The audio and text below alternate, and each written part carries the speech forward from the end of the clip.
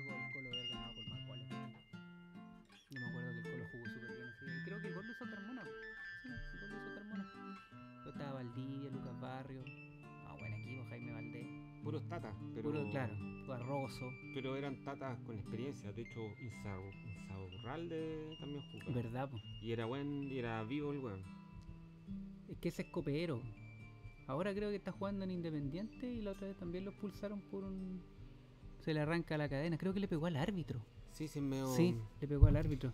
Es medio Medio loco. loco el weón. Medio loco. Ya, pues, esto ya está grabando, sin duda. Así que, nada, pues. Hola, ¿cómo están? Bienvenidos a Ideas de Bolsillo. En esta ocasión tenemos a un amigo invitado acá, el señor Pablo Cabaña, y vamos a comentar The Wire, pero desde la perspectiva que más nos llama la atención, que sin duda la serie tiene un montón de cosas que comentar, en realidad daría para mucho, pero tiene que ver con la conexión con la literatura, específicamente con la estructura novelesca que tiene la serie, que es algo que la destaca por otras series, creo yo, y que resulta muy interesante. Así que, pues Pablo, primero agradecerte que estés aquí, agradecerte también, como mencionaba en el comienzo fallido, en la pista, ¿cómo se llama? ¿Cuándo? La partida falsa. La partida falsa. La partida falsa que hicimos antes, te agradecía primero porque Pablo es un inspirador de este podcast. Tú me dijiste que quisiera, así que tenía garantizado un hueón mínimo. Pero eso, pues, cuéntame tu aproximación con The Wire y entramos en materia. Sí, pues, muchas gracias por la invitación de compartir algunas reflexiones sobre esta serie que yo vi hace muy poco, que la comencé a ver durante la pandemia, como muchas otras personas que en su momento no la vieron por desconocimiento, por desidia o por esa falsa impresión de que era una serie compleja y difícil, que después uno que la ve se da cuenta que requiere atención, pero que no es de una complejidad imposible de superar. Y más que nada para hablar del aspecto que a mí más me llamó la atención de la serie, que es considerarla una novela. O sea, podría sonar un poco snob o un poco extraño decir que es una novela, pero yo por lo menos la veo así. Que me da la impresión que... Ah, Elías.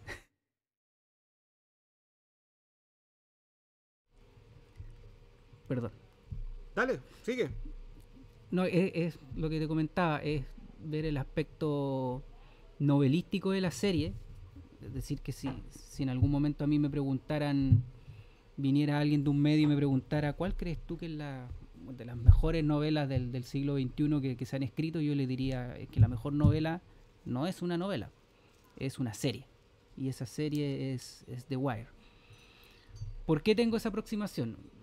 No quiero caer en el facilismo de decir, no, es que esta serie se parece a cualquiera de las grandes novelas del siglo XIX, de 800, 900 páginas, porque esas novelas por regla general tomaban un personaje o tomaban un hecho puntual y lo desarrollaban. Es decir, partían y seguían hasta que, no sé, pues el personaje de Rojo y Negro le pasaba algo, o al personaje de los personajes de los Tres Mosqueteros, o al personaje de Crimen y Castigo.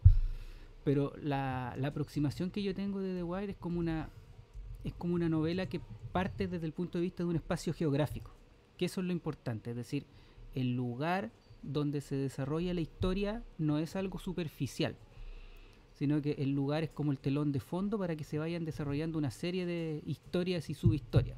Porque, por ejemplo, yo te puedo preguntar, ¿The Wire trata sobre la corrupción? Sí. ¿Trata sobre marginalidad y pobreza? También. ¿Trata sobre el Estado y su burocracia y su organización interna? También. ¿Trata sobre un tema racial?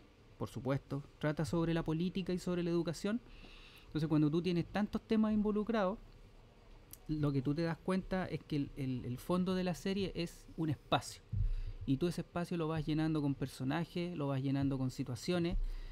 Y como son varias temporadas, puede ocurrir que un hecho que parece irrelevante en una temporada, 2 o 3 temporadas después, tú te das cuenta que tenía un fundamento, o sea, que estaba puesto ahí por algo. Entonces ahí uno se va dando cuenta que dentro de la serie existe lo que tienen que tener todas estas novelas de compleja organización, que es una cierta coherencia. Una coherencia en la aparición de los personajes, pero también una coherencia en la desaparición de los personajes. Porque, por ejemplo, para quienes han visto la serie, hay un protagonista muy marcado en la primera temporada, que es este policía Jimmy McNulty, y que después en la segunda temporada desaparece totalmente. Pero no desaparece, porque el espectador se está preguntando qué pasó con él, dónde estará. Entonces nunca desaparece del todo, porque es un personaje que está implícito en la serie. Exacto, como que está como ahí en los alrededores, como que pena un poco, pero justamente como tú decís, por su ausencia uno siente como qué habrá pasado con este loco. Y algo que te descoloca cuando pasáis de la primera a la segunda temporada, ¿cachai? Ahora, bueno, en general siempre, no solo de The Wire, se ha dicho que en general con el formato de serie, o sea, con el formato de serie se ha hablado un poco de que por un tema de extensión se hace el paralelo con la novela, y así como con las películas se hace el paralelo con el cuento, ¿cachai? Es decir, y también por la forma en que te enfrentas a ambas obras. Tú veías una película y salvo que, en general, por regla general, uno tiende a ver una película de una sentada, tú la veís y chao. En cambio, una serie, o sea, imposible verla de una sentada, y si la veís te volvís loco. Pero exige cotidianidad y cierta periodicidad que te exige la lectura de una novela, ¿cachai? Una novela así como las que tú mencionabas. Entonces siempre tiende a hacerse ese paralelo un poco entre la novela, la serie de televisión y el cuento con la película.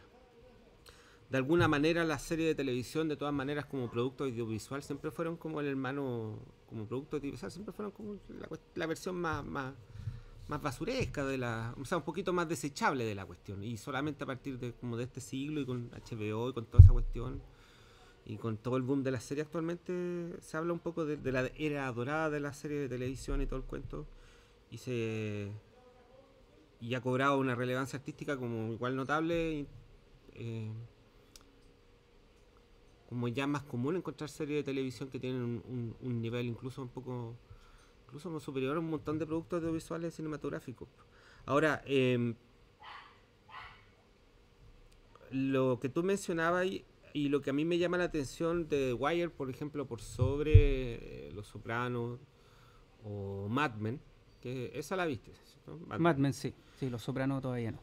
Es que Mad Men y Los Sopranos tienen un protagonista que es poderoso y que de hecho es como la imagen y el que lleva sobre su espalda la historia, sin perjuicio que la historia después se deriva a otros lados. En cambio en The Wire se habla de la ciudad, sin duda, pero de alguna manera la ciudad de Baltimore es como una especie de muestra, de universo de muestra, ¿cachai? Para hablar y eso es lo interesante de lo que te mencionaba hace un rato en la tarde, hablaba de las instituciones que conforman una sociedad. O sea, la primera temporada trata del tráfico de drogas, delincuencia, criminalidad y marginalidad y criminalidad y policía, pero como instituciones, así como una banda criminal versus los pacos. La segunda temporada los puertos como organización, ¿cachai?, laboral, y también como una organización social y que le da identidad cultural, claro, a sus miembros, porque Franz Sobotka es como el jefe del sindicato del compadre, parece. Y es en el fondo el tipo que está tratando de ya que está en el puerto, de mantener el bote a salvo, porque sabe que los herederos, los hijos que vienen, los sobrinos, ya no tienen ese arraigo de clase cultural de seguir trabajando en el puerto. Entonces él ve que ese mundo se le está yendo, porque incluso tiene hasta problemas económicos para financiar el sindicato, porque ya está perdiendo los afiliados. Sí. Porque a lo mejor los hijos, los nietos prefieren trabajar en otra cosa. Entonces él trata hace una pega un poco utópica, que está tratando de mantener un mundo que la automatización y la tecnología va a hacer desaparecer. Sí, qué bueno que hablaste de eso, porque después lo voy a retomar. En la tercera temporada es sobre los colegios, la educación pública. Habla de educación pública, no trata de la educación privada, porque como tiene que ver con la marginalidad, con el Estado y con todo ese tipo de cosas, se habla solamente de la educación pública. Son colegios públicos de los que trata la tercera temporada. La cuarta temporada, lo que es la política. La elección, claro, la elección del alcalde. la clase política de la ciudad, y la quinta temporada son los medios de comunicación, específicamente un diario. Pero como te hablaba de instituciones, yo te mencionaba en la tarde de que lo que me llama la atención con esta serie, que no tiene la otra, es que habla de la colectividad, habla de la institución como un personaje más, y los personajes, como claro, como bien digo, un personaje más, y los personajes que conforman eso, de alguna manera le dan vida o te ayudan a ilustrar como un fresco un poco como este gran panorama, pero siempre al final la institucionalidad o la entidad en sí misma, los pacos, la organización criminal, es lo más importante porque, eh, no sé, tú hablabas, por ejemplo, de la segunda temporada de Franz Sobotka, que es este loco que maneja el puerto de Baltimore, que es un puerto que está relativamente en decadencia como una ciudad, etcétera, etcétera, y que trata de conservar una institución, trata de mantenerla como era antes, y que es como una cuestión permanente en la serie, de que siempre está, y siempre hay un meme cuando se habla de las novelas, así como hombre versus Dios, hombre Claro. versus naturaleza, etcétera, Hombre etcétera. versus destino. Claro, y acá es como el hombre versus la institución, la entidad, porque al final siempre son locos que están tratando de remar, eh, un ejercicio voluntarista de que la institución sea como ellos quisieran. O sea, Mm. no sé, pues, están los pacos corruptos, pero sin embargo no siempre nos enfocamos más que nada en los pacos que quieren, no sé, pues, McNulty, que tú mencionabas, que quieren ganar a estos locos, pero el loco siempre se encuentra con problemas de burocracia, etcétera, etcétera. De corrupción. Y ahí llegamos al tema del fatalismo, o del tema de lo que es como trágico, en el sentido de que existe un destino que no podía evitar.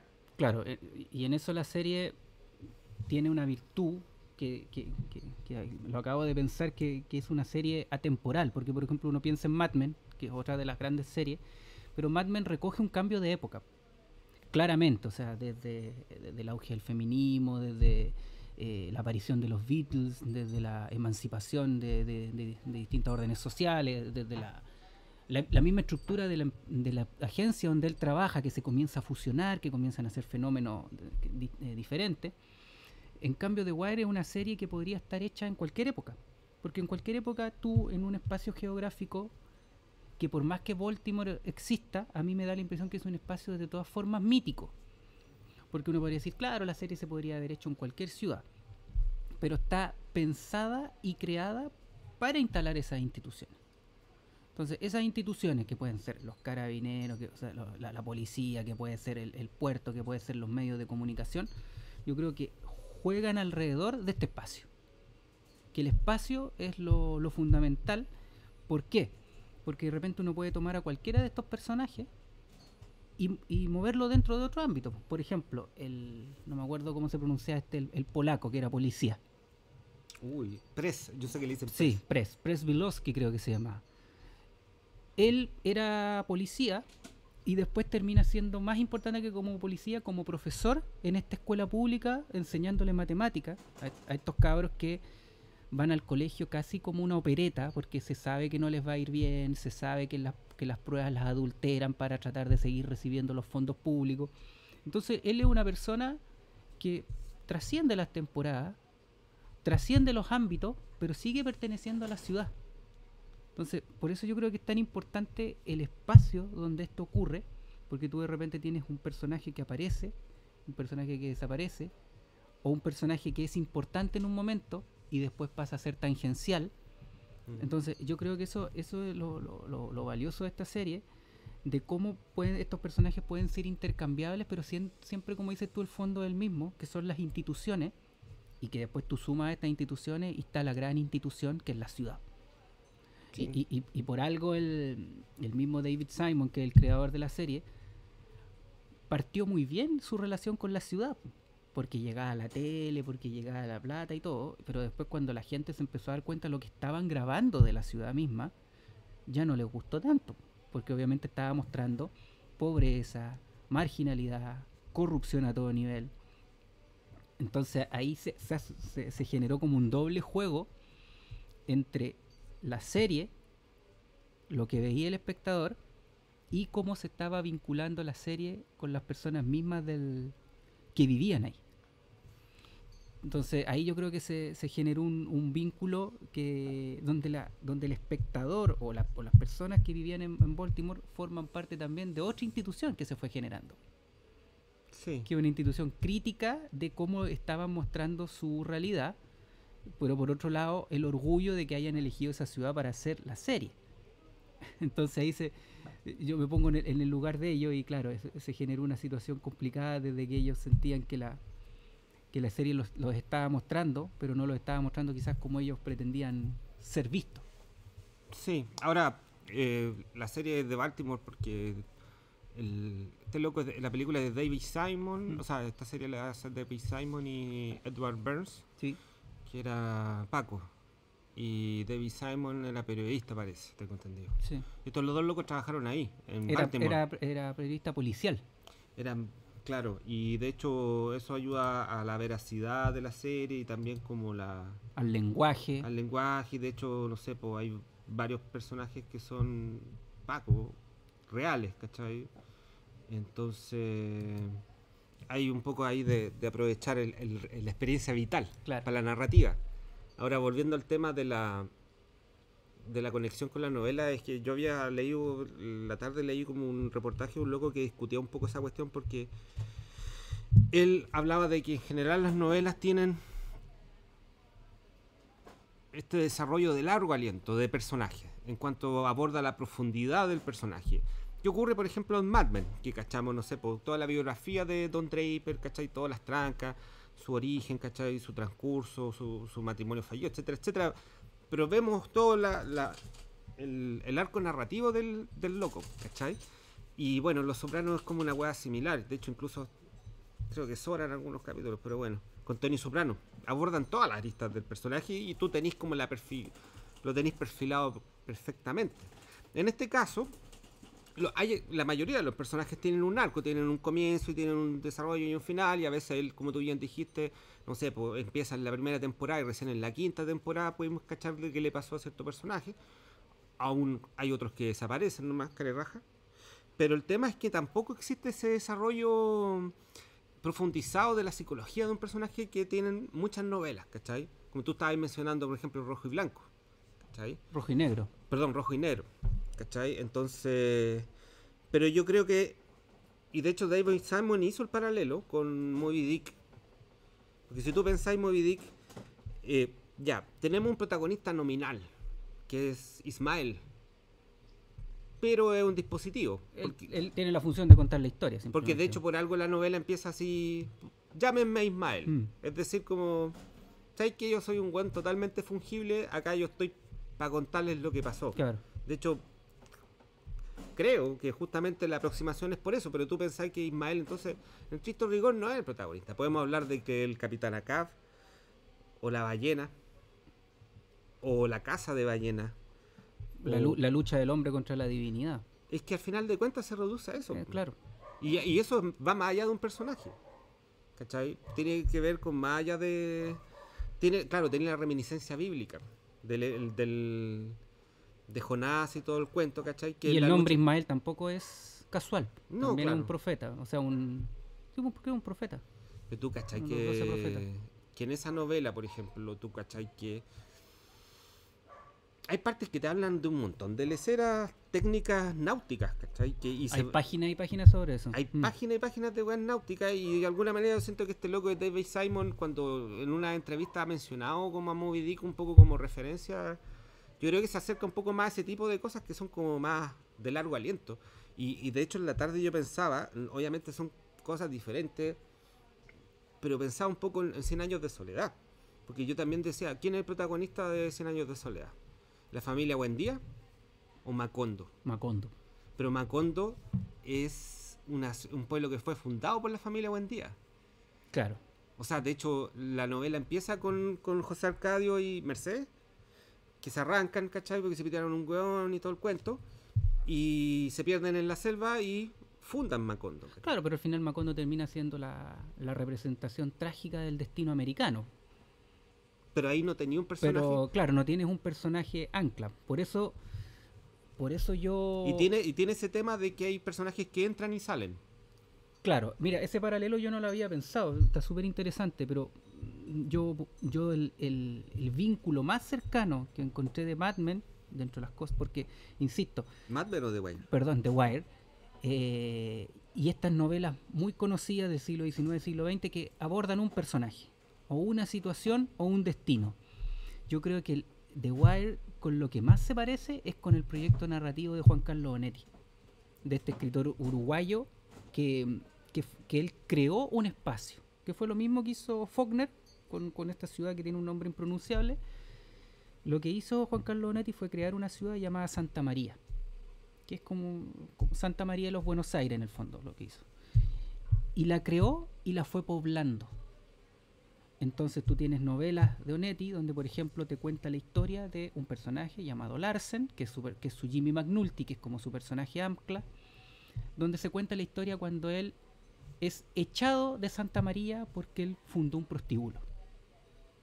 Y después, en una novela siguiente, donde él no es el protagonista, se alude a, ¿se acuerdan cuando Larsen fue echado de la ciudad por fundar este prostíbulo?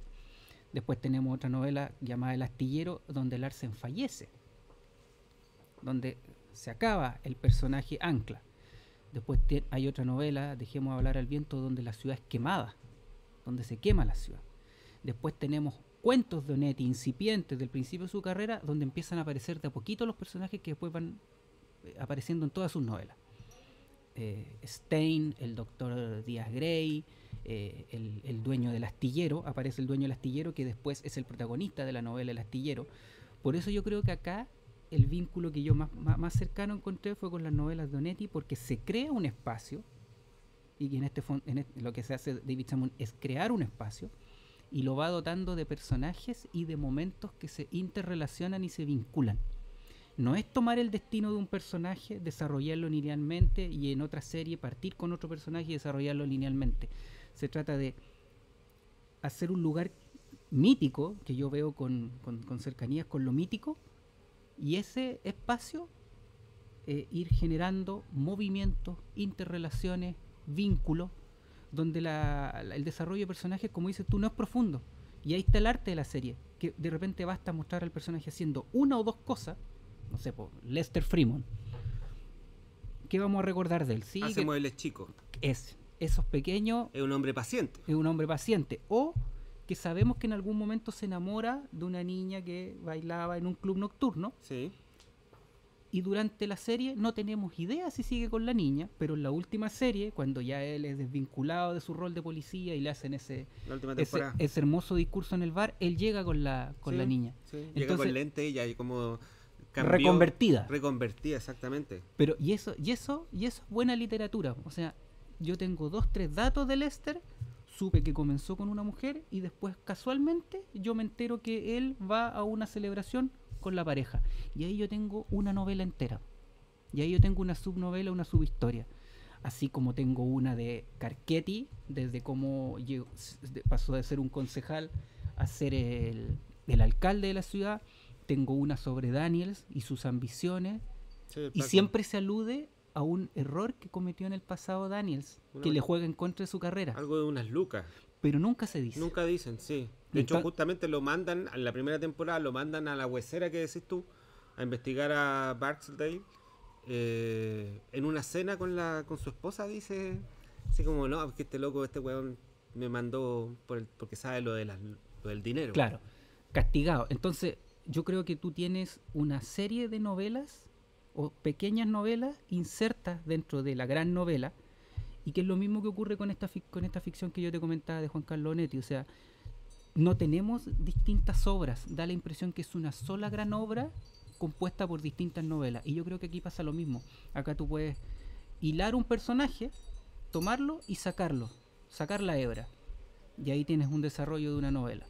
Tomas a otro personaje y haces lo mismo, y eso yo no lo he visto, por lo menos en otras series, donde, por ejemplo, en The Wire tú puedes hacer fácil una lista de 25 personajes, y cada uno de esos personajes tomar 3 o 4 rasgos, 3 o 4 situaciones, y tú podrías hacer una miniserie de ese personaje. Ni hablar de los personajes más notables como McNulty, como Omar, que tú ya puedes hacer más de una novela. No, son más arquetípicos también. Claro.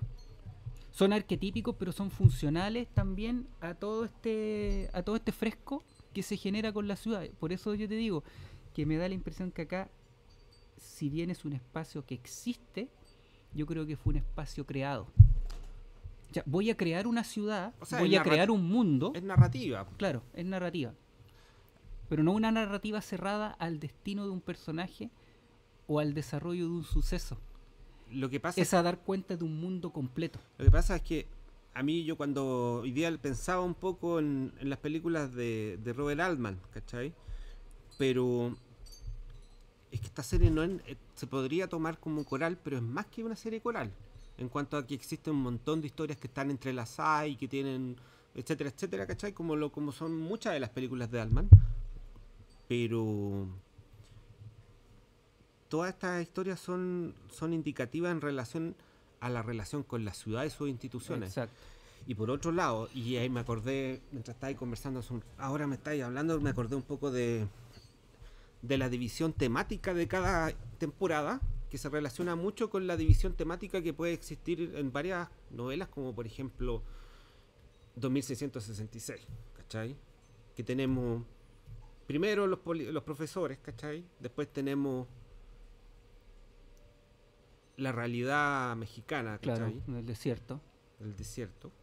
Y después tenemos la historia final del que da comienzo a toda esta historia, que es Archimboldi y su origen, ¿cachai? Y cómo se conecta con el desierto, que es con esto. Yo sé que, pero la división por bloque es similar, a eso me refiero, ¿cachai? Como O sea, ahora que me lo decís, la parte en que se dedica a enumerar, Bolaño, la muerte de estas mujeres en México y cómo los carabineros que van a ver cómo mataron a estas mujeres a veces se burlan o a veces empiezan a festinar con lo que les ocurrió. Sí.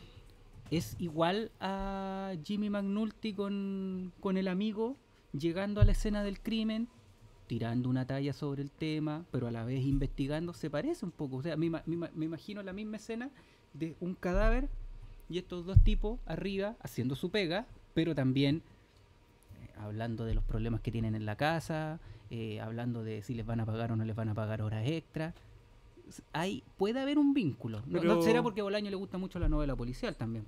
Pero que también está el tema de lo, ¿cómo se llama? De lo fungible que son las personas. Claro. ¿Cachai? Porque en The Wire, que otra característica que tiene, pero no me enfoco tanto por el lado efectista o truculento como ocurría en Game of Thrones, que igual es una buena serie, pero es otra bola y tiene otro espíritu, que el hecho de que las vidas son súper disponibles, ¿cachai?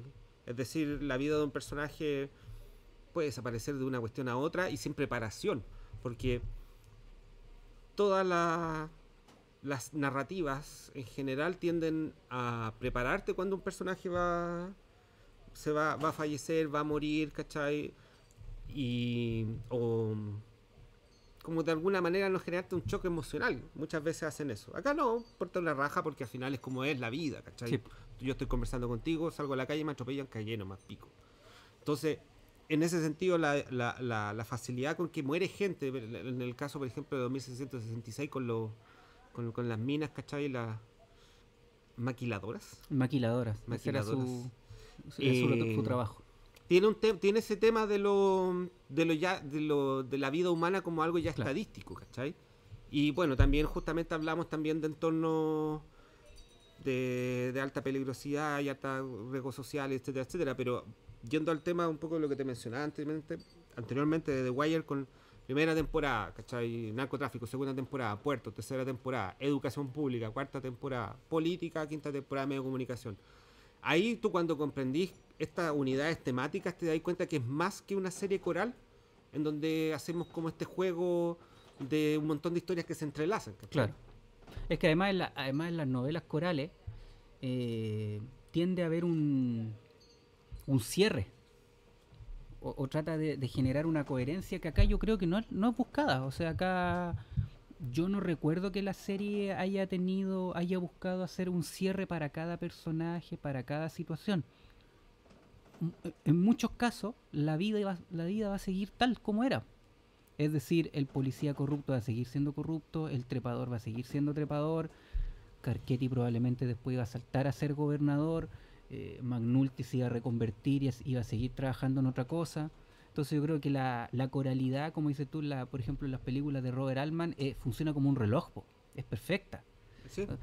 A ningún personaje tiene más o menos tiempo del necesario y finalmente la obra se cierra, como las mismas, ya que estábamos hablando de que Vargas Llosa hablaba de la serie, el mismo Vargas Llosa en su historia es muy ordenado para ir cerrándola.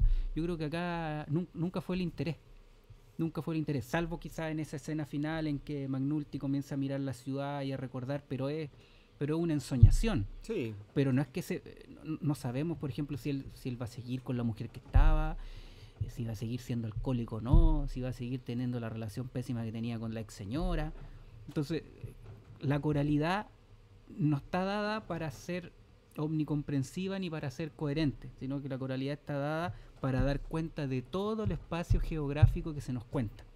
Claro. No tiene un objetivo de que nosotros vayamos cerrando historia, sino que mostrarnos la sociedad de distintos puntos de vista, que también pareciera que todos estos puntos de vista hablan de una decadencia, porque también la serie, si bien yo te dije que era temporal, no deja de ser relevante hoy día que tenemos redes sociales y celulares, que esta es una serie previa a WhatsApp, a la irrupción de la internet. Todavía los tipos funcionan con teléfono y quizás eso también es importante porque te da cuenta de algo que está cambiando. Por ejemplo, la temporada del puerto, ese puerto está en decadencia por la automatización. La parte de los medios de comunicación también está en decadencia. La gente compra menos diarios, la gente se está empezando a informar de otras maneras. La gente podía sacar una foto en la calle y ya estaba haciendo un reportaje. El diario estaba echando gente. Y lo mismo pasaba con la policía. Probablemente los métodos investigativos, las estrategias iban a ir cambiando. Y probablemente la política también. Todavía en esa época se hacía una política artesanal, en que el tipo iba, caminaba, se paraba arriba un cajón de tomate en la plaza y le hablaba a 200 personas. O iba a ciertos lugares. La política todavía no se convertía en eso que es ahora. Entonces, The Wire también trata un poco la decadencia, porque uno podría pensar, no, pero esa ciudad va a seguir siendo, va a ir de mal en peor siempre. Pero a mí me parece que en algún momento la serie camina sobre una cornisa en que de alguna forma te anuncia que muchas cosas van a empezar a ser de otra manera. ¿Cómo así? Que hay un mundo que se está acabando. Un mundo que se está acabando, pero que el que viene no tiene que ver con un cambio cultural muy grande, sino que casi como un cambio inevitable. Como lo que yo te planteaba del puerto, como lo que yo te planteaba de cómo los hijos de los que trabajaban en el puerto ya se están planteando las cosas de otra manera. O sea, uno ve el personaje del hijo y el sobrino de Franz Sobotka y claramente ellos no tenían ninguno de los rasgos que había tenido su papá. Pero ninguno. Hay un tema que es muy literario, que está presente en la serie y que es el tema de la fatalidad, de lo trágico. Lo trágico como el destino que no se puede evitar. Claro. Que es lo que le ocurre a muchos personajes cuando luchan contra la entidad o la institución en la cual se desenvuelven, la institución o entidad social o comunidad, porque también son comunidades sociales, y cómo estos locos tratan de cambiar esa entidad, cómo tratan de cambiar, etcétera, etcétera, o cumplir el propósito adecuado que tiene esa institución, como por ejemplo lo que el profesor, el ex Paco, el polaco Press, que es un compadre que se desvive por que los negros chicos tengan educación, pero muchos de esos son tragados por la comunidad, ¿cachai? De la delincuencia. Entonces siempre se repite esa que la individualidad del personaje es sobrepasada por la máquina, por la masividad por la grandeza de la institución, no la grandeza en cuanto a lo notable, sino como la ballena blanca, ¿cachai? Claro, es una sensación de derrota. La derrota está detrás de cada gesto. No se trata tampoco de ser un pesimista absoluto, porque probablemente en la escuela pública se salvan al año 2-3 cabros, y probablemente esos 2-3 cabros que se salvan ya es muy valioso. O por ejemplo, tú tienes un periodista que es el que protagoniza la parte de los medios de comunicación, la quinta temporada, que el tipo tiene una integridad Es un tipo que tiene una integridad, quiere todavía informar, quiere hacer bien su trabajo. El que maneja el diario. Claro. No el reportero. No, el reportero no, porque maneja el diario. McNulty, dentro de sus métodos poco ortodoxos, a él le interesa ser un buen policía. Él nunca está pensando en ganar más plata, ni está pensando en ascender, ni en ser un héroe. Él quiere ser simplemente un buen policía. Y en ese camino, no solamente se encuentra con esta burocracia, esta pared que dices tú, sino que también se encuentra con él mismo. Que es un tipo que probablemente le falta cierto rigor, cierta disciplina, pero él busca ser un buen policía. Pero lo que queda detrás siempre en toda esta historia es la derrota. Ahora derrota diaria y derrotas más de largo aliento. O la derrota valórica en el caso del político de Carquetti, que comienza como un concejal que está lleno de entusiasmo y buenas intenciones, y el compadre termina cagándose a la señora y vendiéndose. Y en camino, así como los jugadores de fútbol que los venden sin haber triunfado, así cuando los cortan muy verdes, el loco no alcanza a durar muy poco como alcalde y ya está pensando en tirarse a gobernador. Claro. Y en quién lo va a reemplazar sí. Sí. Entonces, hay esa sensación de la derrota trágica, pero este es el Estados Unidos profundo, urbano, ¿cachai? Tú veis después esta weá, entonces esta serie es como de posterior de las Torres Gemelas, creo que es 2002, 2003. Sí, 2002, 2003. Y...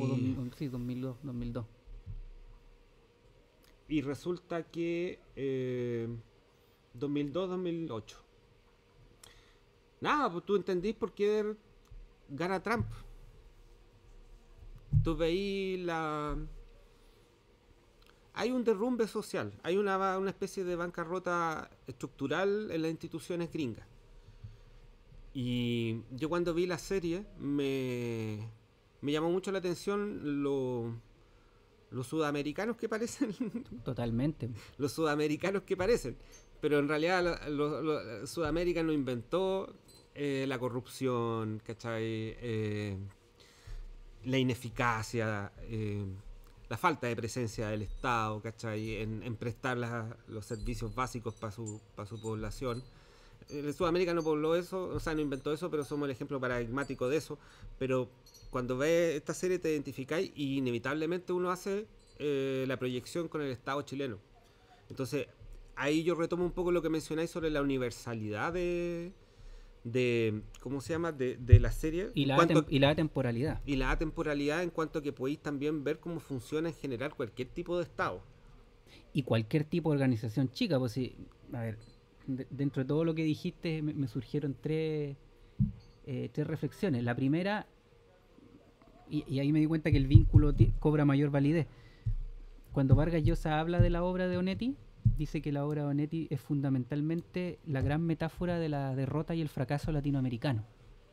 De que pareciera que Latinoamérica puede dar más, puede ser más, pero finalmente cae siempre en la derrota, en la mediocridad y la decadencia. Podemos encontrar 10.000 razones, sí, desde la explotación foránea hasta nuestros propios males. Y ahí se vincula con lo que decías tú de la derrota. Pero yo creo que en el caso de Estados Unidos es mucho más desmoralizante, porque por lo menos en Latinoamérica, para bien o para mal, probablemente casi siempre para mal, casi siempre hay proyectos antagónicos y que esos proyectos creen que pueden cambiar las cosas. Puede venir un proyecto desarrollista, un proyecto marxista, un proyecto capitalista, y todos de alguna manera sienten que pueden cambiar el orden de cosas desde el punto de vista estructural, y en algunos casos lo han hecho. Pero yo creo que en Estados Unidos, y por eso yo usé hace poco la frase de la opereta, llegue quien llegue a la presidencia, llegue quien llegue a Baltimore, llegue quien llegue a la alcaldía de esa ciudad, esa estructuralidad de la pobreza y la marginalidad y la venta de droga en los projects, en estos vlogs, no va a cambiar. Entonces la derrota es mucho más dura, porque además está disfrazada por esta expectativa, pero que todos saben que es falsa. O sea, todos saben que los carabineros vigilan y llevan preso, y el cabro el otro día va a estar donde mismo. El gallo del medio de comunicación sabe que va a denunciar, pero no va a cambiar nada. El carabinero sabe que le van a pagar su sueldo, va a hacer más horas extra, pero que todos los años va a haber un show de: mira, estos meses hay que llevar más gente detenida. ¿Por qué? No, porque cambió el alcalde y nos están vigilando. Entonces al final yo creo que la serie, tratándose de Estados Unidos, te genera un dolor más grande porque tú sabes que de verdad nada va a cambiar. En cambio, por último, en América Latina tenemos cada 4, cada 5 años, o como fue en la década de los 60, 70, 80, proyectos que pensaban que podían hacer modificaciones. Y en muchos casos las hicieron, a veces para bien, a veces para mal. Pero al menos hay un caldo de cultivo para innovar y para hacer cuestiones que alguien va a querer barrer 4 años después. En Estados Unidos sabemos que esos niños van a seguir siendo pobres y que los hijos de ellos van a seguir siendo pobres y que el policía ante una persona blanca, una persona negra, existan los cambios que existan, le va a pegar más duro al que es negro, al que es blanco. Entonces, esa burocracia de la represión, tú sabes que no va a cambiar. Bueno. Y por eso cuando tú me dijiste, cuando se habla de la burocracia y de la oficina, o sea, cuando uno ve funcionar la estación de policía y lo ve, uno se acuerda inevitablemente del trabajo de uno, si es lo mismo. Es el trepador, el que está preocupado a la hora extra, el que es flojo, el que intenta cambiar las cosas y le va mal, el que nadie sabe cómo llegó ahí, pero llegó, el que todos dicen, pero ¿cómo si este gallo tenía más potencial y sigue ahí? Es absolutamente la historia de cualquier organización racional, burocrática, creada por el ser humano. Lo que pasa es que sí, absolutamente, y justamente, bueno, la serie son personajes que tienen desarrollo todo el cuento, ¿cachai? Pero son tipos humanos que cumplen cierto tipo de función y que se ven involucrados en cierto tipo de situaciones que son, como acabamos de mencionar, como universales. El loco que sale de la cárcel, ¿cachai? Cady, el negro este de barba que era boxeador, que sale de la cárcel y porque el loco estaba metido con los Barksdale y todo el cuento del tráfico y era matón, parece. Sí, pues era como sicario. Sí. Y sale de la cárcel y va a ver a su ex mina, que es una profesora, y ¿sabes qué? Pasó el tiempo, chao, no quiero verte más. Que es como la canción de Tommy Rey, Pobre Caminante. Claro. Pobre Caminante es el tipo que salió de la cárcel y todo ha cambiado, todo es distinto. No es Pobre Caminante, no. Pero no sé cómo se llama. Pero también dice la relación con alguien que estuvo preso, que sale, ¿cachai? Y vuelve a retomar su patrimonio, ya sea emocional, ¿cachai? Sus conexiones sociales, y están rotas producto de la afectación real de una condena larga en la cárcel, que obviamente la cumplen generalmente la gente de condición social baja, ¿cachai? Al final la que encana la que encana años son las personas más deprivadas, ¿cachai? De oportunidades sociales. David Simon, el creador de la serie, te recomiendo ver la entrevista, el loco es bien incendiario. Habla de que justamente de alguna manera las drogas en Estados Unidos se manejan como una forma para hacer tiro al blanco a los negros, ¿cachai? Que el tráfico de drogas, el incentivo del uso de drogas por parte de cierto grupo de la población tiene que ver con mantener control de cierta población, de cierta población, de mantenerlos controlados, de mantener cierta que mantener el status quo. O sea, al final de cuentas todo se dirige a eso, porque la educación pública es como es, ¿cachai? Porque lo ideal es que la educación como motor social sea un acceso solamente para algunos, ¿cachai?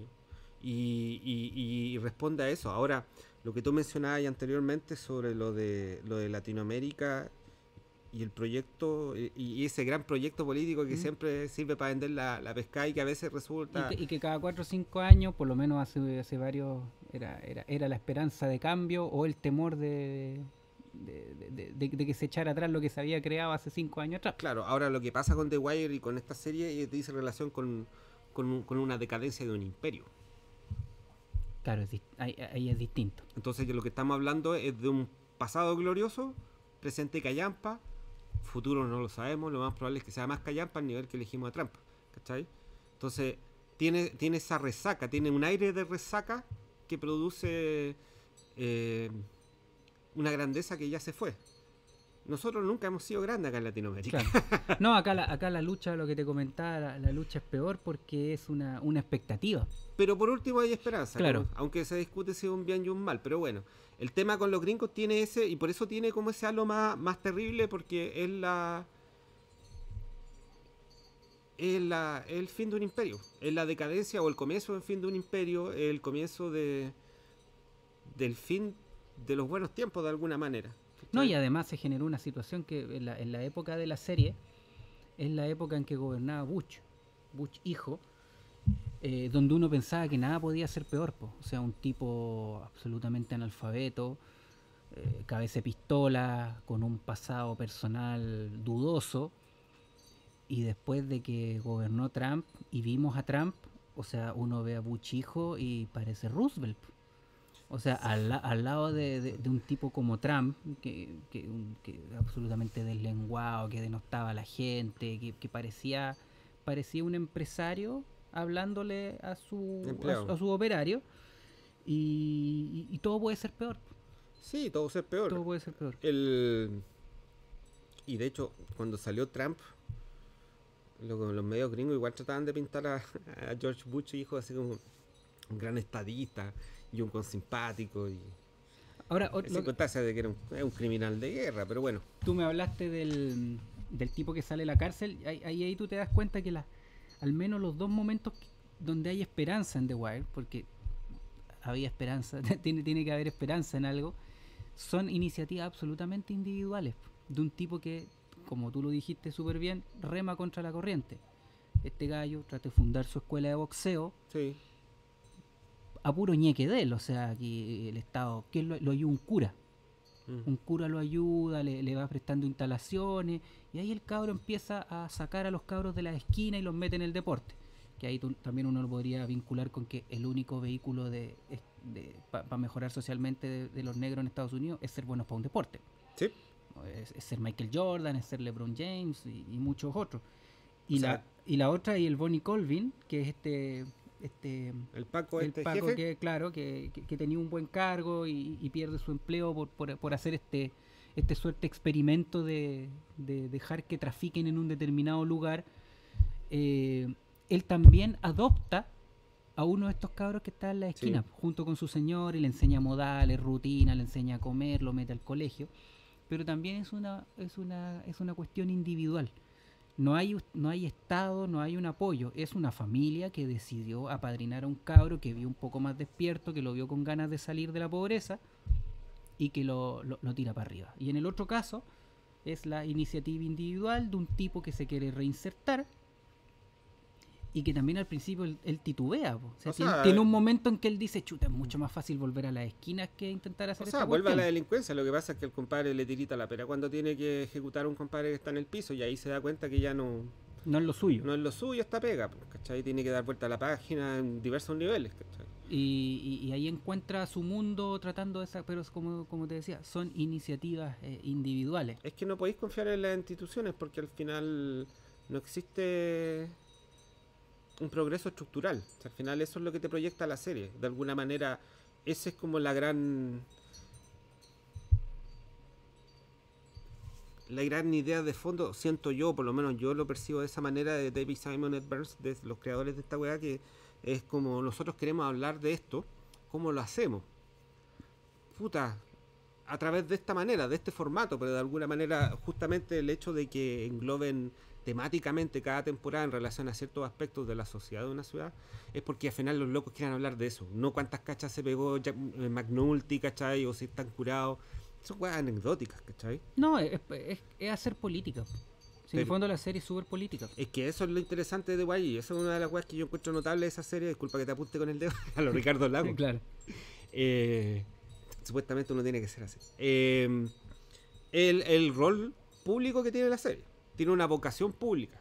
Tiene una vocación pública en relación a hacer efectiva un retrato de lo que es el funcionamiento de un Estado. Sin caer en el panfleto ni en la denuncia. No, aunque la wea tiene momentos que para cortarse las venas, pero responde a funcionamientos que son universales y que son atemporales, como el hecho de estos locos que están en la temporada de la educación pública. Cuando existen estos hueones que están en una camioneta y tienen que ir a recoger a todos los pendejos que no van al colegio, pescarlos en la camioneta y volver a tirarlos a la Claro. escuela. Les importa una raja si el cabro chico sigue yendo al colegio. A ellos les pagan, o tengo entendido que cumplen metas por el hecho Por tenerlos, como por las- agarrar cabros.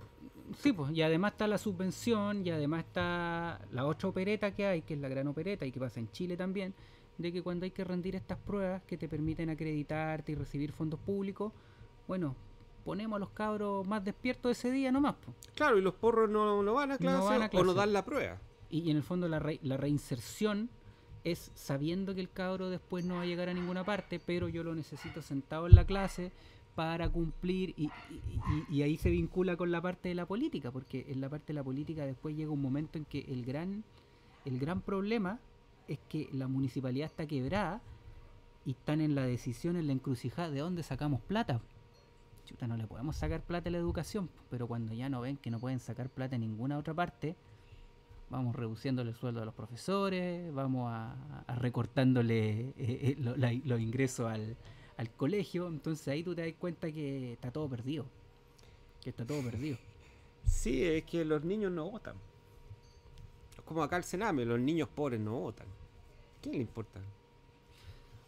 Bueno, ese es un tema muy grande y que por esto de la pandemia uno se da cuenta que al parecer los cabros chicos son lo menos importante que hay. Pero por ejemplo, piensa también, yo veo el sistema de, por ejemplo, en la primera temporada, donde estos locos logran encarcelar a los, o sea, logran como armar un caso en contra de esta mafia que son los traficantes de los Barksdale, y los jefes les quitan apoyo, porque en realidad quieren deshacer esa unidad, y no me acuerdo que específicamente que es la contingencia, pero hay decisiones políticas institucionales que No llegar más arriba. sí, como que no deja la pega hasta acá tirada. Lleguemos hasta Porque acá hay un nomás. senador involucrado, que es el negro, que dice shit. Ah, sí, porque hay con Me- las platas. un Recibe platas de estos gallos. Platas Senador, negras. un senador ladrón. Sí. Y estos locos van al FBI. Y el FBI les dice, perfecto, la raja, pero nosotros tenemos otras prioridades institucionales en relación a detectar terrorismo, estas otras weas. Oye, pero tenemos todo otro tema. No nos interesa. Estamos en la época en que todo está enfocado al terrorismo y a restringir libertades en pos de la lucha contra el terrorismo. Entonces, que hay unos locos vendiendo droga y que los queráis encanar, perfecto, pero no nos interesa tanto, ¿cachai? Nos interesa si llegáis más arriba en relación a delitos de corrupción, que era más o menos que lo que interesaba, que era lo del senador. Que tenían la sugerencia, pero, o sea, la indicación, pero no el medio de prueba, no un medio de prueba lo suficientemente que rinda plena prueba, ¿cachai? Como va a acreditar la participación del senador, pero el tema con eso es que te das cuenta que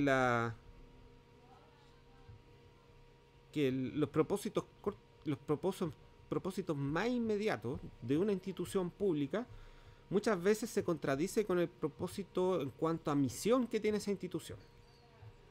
Por ejemplo, el Ministerio Público tiene el sistema de gestión por desempeño, todas esas pajas, ¿cachai? De la cuestión de reducirlo a números. Por lo tanto, las salidas alternativas o condicionales, ¿cachai? Son muy útiles para cerrar y para cumplir con esas metas. Y bueno, sin duda también hay un tema de recursos y la cuestión es mucho más compleja, pero existen políticas de corto plazo en estas instituciones públicas que de alguna manera sirven como para la sobrevivencia de la institución, la sobrevivencia de los recursos en sí mismos, pero están absolutamente alejados del propósito final de la institución, que en el caso de la policía, no sé, pues, es combatir la delincuencia, la educación pública es proveer una educación de calidad y gratuita, ¿cachai? A la gente que no tiene para pagar, ¿cachai? Etcétera, etcétera. Y siento que eso es lo que de eso trata esta serie, y por eso este weón como que pesca todo este gran fresco. Y eso es lo choro. Es que lo que tú dices es bien cierto, porque la palabra sobrevivencia es muy claro, porque tú te das cuenta que cada uno de los estamentos, incluso los personajes individualmente considerados, yo no los veo que todos quieran ganar a toda costa, todos quieran dinero, todos quieran medrar. Yo lo que noto es que todos quieren sobrevivir. O sea, el departamento de policía quiere que no le recorten sus gastos. Los profesores, no sé si están convencidos en aprovecharse del sistema o en tratar de sacar a los cabros chicos de la pobreza. Esperan que el colegio no le quiten fondo. esperan que los cabros no sean tan malos como el año anterior. Los del puerto que buscan sobrevivir, seguir teniendo afiliados para que el sindicato tenga plata para hacer sus obras sociales y sus obras vinculadas con el puerto. El periodismo también pues busca sobrevivir, que quedemos todos con pega. ¿Por qué? Porque se está digitalizando todo, el diario se va a fusionar. Entonces lo que tú dices es muy cierto, pues hay un afán de sobrevivir dentro de la institución, y también los personajes individualmente considerados. O sea, la polola de Daniels, la fiscal, que busca no perder su pega, tratar de al menos no perder lo que ha ganado. Los de la policía, los que están en los cargos altos, algunos ni siquiera esperan mejorar su cargo o ambicionar más, simplemente no perder lo que han conseguido. Entonces cuando tú tenés, por un lado, derrota y por el lado solamente un mero afán de sobrevivencia, Ahora, te encontráis con la vida misma puesta en una ciudad. Está todo ahí. bueno, de alguna manera The Wire trata un poco de eso, de la vida misma, porque de la vida misma urbana, de la vida urbana. Ahora, ahí te preguntáis la eficacia del Estado, la eficacia de las instituciones. Al final de cuentas, mantení el edificio parado, mantení la fachada, mantení la repercusión como más superficial, como la acción para cumplir, como en el caso de la educación pública. Decir que tenemos colegios, ¿cachai? Que recibimos cabros, que vamos a rescatar cabros que no van a clases, los agarramos y los metemos a la sala de clases, etcétera, etcétera, pero en estricto rigor, en el fondo, nada, la cuestión sirve para darle empleo a los profesores, ¿cachai? Y como para dar la sensación de que el Estado hace algo. Es que eso me da la sensación a mí, porque lo que uno ve acá es que el Estado funciona, es un Estado para el funcionario. Es decir, para que el funcionario gane su sueldo, para que el funcionario sienta que tiene trabajo, pero hay cuestiones anexas, y no estoy pensando en si meten o no meten preso a los narcotraficantes, si los cabros son buenos estudiantes. Tú te vas dando cuenta de la vida que llevan estos cabros, de su familia, y ves que ahí el Estado no está, po. Y no en sus representaciones más básicas, que es meter presa a la gente o darle educación. Hay mamás que están ahí que no tienen remedios para el cabro chico, sí. Hay niños que no tienen áreas verdes para jugar, o sea, hay un Estado fallido total. Entonces pareciera que uno ve mucho funcionario, ve mucho Estado, ve mucho grado, ve mucha burocracia, pero no ve la acción directa. Entonces pareciera que es un Estado para el funcionario, o sea, para darle pega a estos tipos. Para otro gremio. Que en el fondo se termina reduciendo a eso. O sea, la gran discusión de los policías cuando se juntan o cuando van los jefes es: ¿van a haber horas extras? es como una cuestión, que haya hora extra, y que ojalá haya la máquina para el café todas las mañanas en la estación de policía, que por los horarios que tienen pareciera que es una cuestión esencial. Entonces, lo que hablábamos antes, la opereta de que hacen como que van a cumplir un objetivo y tú sabes que no lo cumplen. O sea, una vez al año les piden ciertas detenciones, les piden cierto cumplimiento de meta, y después eso no queda en nada. No queda en nada. ¿Por qué? Porque la acción eficaz es imposible, porque pareciera que no interesa que exista esa acción eficaz. Sí. Fíjate que a propósito de que mencionábamos el tema de la pobreza, el tema del riesgo social, me acuerdo de la 5ª temporada, que trata de los medios de comunicación y el director del diario, que es como este loco que quiere hacer bien las cosas, pero cacha que está todo un poco pal pico. Entonces él ocupan harto la palabra como adjetivo del dickensiano, de Dickens. Claro. Cuando mandan a la gente a reportear a este weón, le hablan del aspecto dickensiano de la ciudad, que es como el aspecto que está para la corneta, que es la pobreza, porque Dickens era eso. Yo creo que también hay un guiño ahí a justamente a ese tema de las novelas por entrega que hacía Dickens, ¿cachai? Episódicas, y donde había pobreza extrema. Claro, Dickens siempre había, ¿cómo se llama? Niños pobres. Sí, pero había, ¿cómo se llama? Surgimiento, había esperanza, había un triunfo, había una redención social que ocurría. No, aquí no hay. Acá no hay, ¿cachai? Bueno, Dickens es como la versión un poco más Disney de Dostoyevsky, dicen. Pero tiene me llama la atención, siempre me llamó la atención que hacen ese juego con esa palabra en en esa temporada, ¿cachai? Que es la del cierre, que es un poco decir como, mira, sabes que en realidad no es muy diferente un poco a la Inglaterra de la Revolución Industrial, ¿cachai? Que es donde vivía Charles Dickens.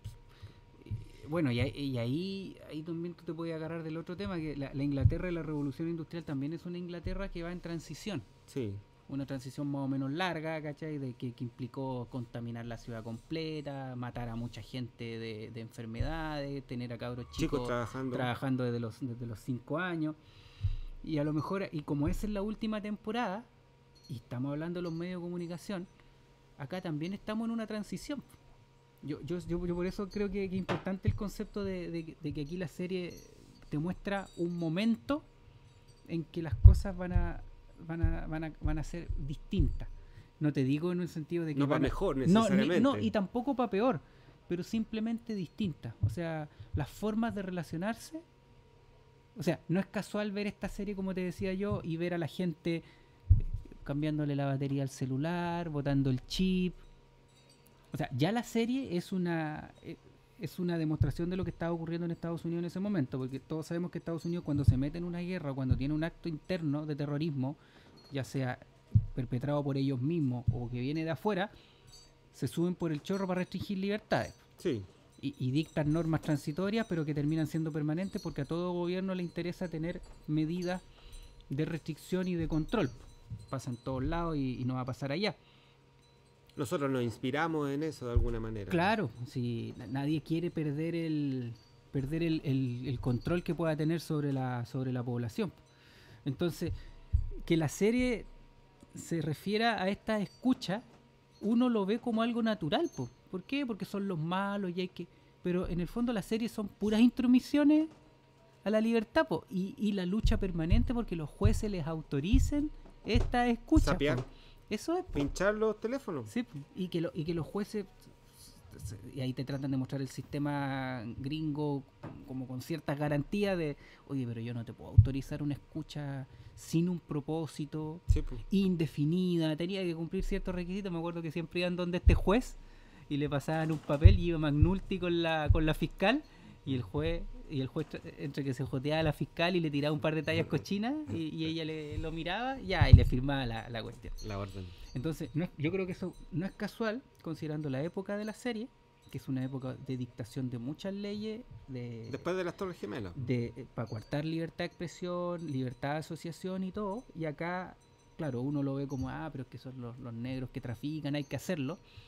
Pero en el fondo es una sucesión de intromisiones en la libertad y que muchas veces en malas manos o mal usadas podían generar estropicios grandes. Que eso es interesante que tú mencionáis sobre las intromisiones, las grabaciones y las escuchas, porque te hace pensar de que toda la serie, las 5 temporadas, dice relación con algo que es de Paco pinchando teléfono. Claro. Tiene eso, pero no es mucho más que eso. De alguna manera eso es como una especie de una arista de tantas. Entonces, ¿a qué se refiere? Lo que tú mencionáis, la presencia de las políticas, ¿cachai? De la intromisión en la vida privada. Sí, pues yo no sé si te acuerdas tú que leíste el libro de ensayos de Gore Vidal. Sí. Que Gore Vidal tenía un ensayo muy largo donde hablaba de la época de Clinton, que la época de Clinton se ve como una época dorada de superávit fiscal, de un tipo que parece que no se metió en mucha guerra y era muy simpático y todo, más allá de su incidente personal que tuvo. Pero el tipo hacía un resumen a partir de este compadre que hizo un atentado, que se hizo amigo de Gore Vidal, que después Gore Vidal le empezó a... ¿Se creía Truman Capote? Claro, se creía Truman Capote, le empezó a mandar cartas y se dio cuenta que este gallo que había hecho este acto terrorista en un edificio, creo que era en Dallas, era un gallo bastante inteligente, pues, sí, me acuerdo del ensayo. Y tenía toda una visión de ultra libertaria de que en el fondo el gobierno de Estados Unidos nos estaba quitando todas nuestras libertades basándose en normas que fueron dictadas en la época de Clinton, donde como nunca se restringieron libertades y se establecieron dispositivos legales, administrativos, para revisarle los correos a la gente, para revisarle la correspondencia, y todo a partir de un acto terrorista hecho por un tipo en solitario, porque además el tipo nunca dio el nombre de alguien más que lo haya ayudado, ni siquiera quiso dar el nombre de la ferretería donde el tipo había comprado el material para hacer la cuestión. Entonces ahí se da una idea muy importante, que es siempre aprovechar cualquier momento para hacer una intromisión en la libertad de las personas absoluta. Y que uno lo ve dentro también de la policía en la serie. Porque todos sabían la historia de todos. Entonces cuando un tipo quería ascender o cuando yo me quería joder a alguien, oye, pero acuérdate que tú tal año mataste un civil, oye, tú hiciste un desfalco con plata, oye, tú llegaste curado un día. Y si ya eso lo vinculáis desde un punto de vista más amplio de la serie, es una serie donde no hay libertad. Nadie tiene libertad. El profesor no tiene libertad para innovar, el policía no tiene libertad para hacer, ni siquiera para hacer bien su trabajo, el periodista no tiene libertad para emitir un reportaje como él estima pertinente que hay que emitirlo. Es una serie donde no hay libertad de ningún tipo. Hay dos cosas ahí sobre que quisiera acotar. Una que dice relación con... O sea, tres cosas. Una dice relación con que la serie trata sobre la intromisión, como tú me mencionáis, de libertades que hacen los gringos sobre sus ciudadanos, pero por otro lado muestra que no necesariamente estas conductas van dirigidas hacia el beneficio de la población, porque justamente vemos el manso desastre social que existe en relación a la población negra en Baltimore. Aun cuando son una ciudad existe una presencia de sapeo muy grande del Estado, su propósito no es necesariamente ayudar a estos hueones, ¿cachai? No. Ese es un tema. El otro tema que dice relación con el tema de las libertades, efectivamente. Pero está el tema de las libertades en cuanto siempre existe ya sea para el profesor en la educación pública, ya sea para el Paco que quiere encanar a los narcotraficantes, ya sea para Carquetti, para el político que realmente quiere desarrollar políticas públicas bien intencionadas, etcétera, etcétera. Todos se ven con la limitación desde arriba en donde les dicen, o no podía hacer esto porque yo soy el jefe y te digo que no hagáis esta weá, o loco no hay plata, o siempre existe el impedimento. Las cosas son así. Las cosas son así. Muchas veces, y sobre todo en el caso de los policías, existe lo que tú mencionáis de quitarle un rango de acción a los pagos, ¿cachai? Por el tema X, para que no escalí, para que no investigue al senador que está metido con los narcos, ¿cachai? Etcétera, etcétera. Ahí existe una restricción de libertad en cuanto a que no dejan ejercer las facultades a los pacos, los mismos jefes, ¿cachai? Pero en relación a lo otro existe falta de capacidades, ¿cachai? Falta de oportunidades, que es la relación, no sé, de los cabros chicos negros que viven en los guetos, ¿cachai? De los narcotraficantes, de por qué llegaron ahí, etcétera, etcétera.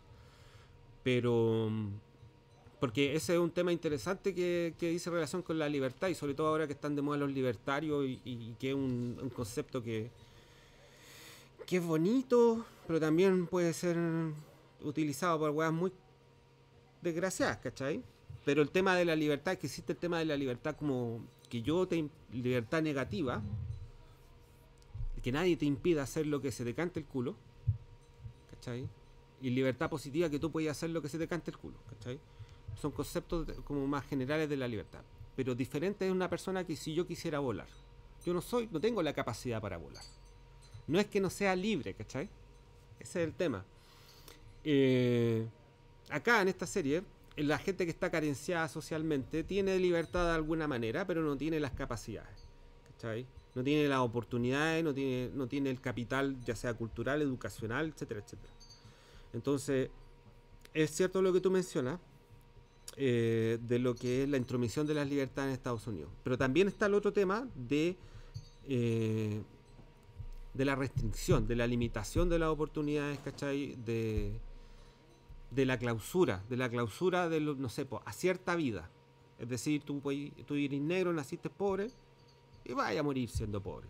Probablemente de un balazo a un paco, ¿cachai?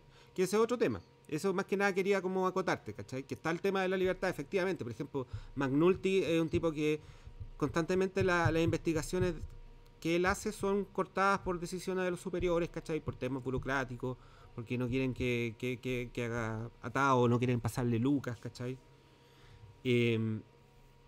Pero De hecho, justamente en la última temporada, él inventa un asesino en serie para que existan recursos, para que le asignen recursos. ¿Cachai? Claro, para una investigación que él quiere llevar de manera quijotesca y sobre la cual ya le dijeron que no había plata. Entonces él ingeniosamente inventa, porque saben que al gringo le encanta el asesino en serie, entonces se inventa un asesino en serie para poder seguir obteniendo recursos y eso finalmente le termina costando la carrera. Sí. Aunque él estaba pidiéndolo hace tiempo. Estaba Sí. como jugando al borde. Es como cuando no te importa mucho las cosas. Pero ese es como una acotación que quería hacer a propósito. Y que, por ejemplo, los weones que siguen a Trump se llenan la boca con la libertad y todo ese tipo de huevas. ¿Cachai? Bueno, en esa misma época en que Gore Vidal escribió su ensayo y donde habla de este tipo que hizo ese acto de terrorismo, también ocurrió esa secta que vivía en el campo en Estados Unidos. ¿David ¿No recuerdo? Koresh? Sí, Pero ese es como anterior. claro, pero esa secta también te sirve como un ejemplo de hasta dónde llega la libertad, po. Porque esa vez estos tipos vivían en el campo de una manera a lo mejor medio como secta, con algún tipo de enajenación mental de los miembros, pero no le hacían daño a nadie, po. Y hay imágenes de cómo fue el Estado a desactivar esa hacienda, esa hectárea donde vivían, y fue una cuestión absolutamente desproporcionada, po. Fueron con tanques, dispararon, y ese hecho marcó mucho al tipo que terminó haciendo ese atentado. Lo marcó mucho. El que trata a Gore Vidal en su ensayo. Claro. Esa desproporción del Estado, desproporción e intromisión radical del Estado en personas que habían decidido vivir en libertad sin molestar a nadie, fue lo que llevó a este compadre a hacer estallar un edificio, porque dijo, el Estado ¿para qué sirve? Pues no me protege y tampoco garantiza mi libertad.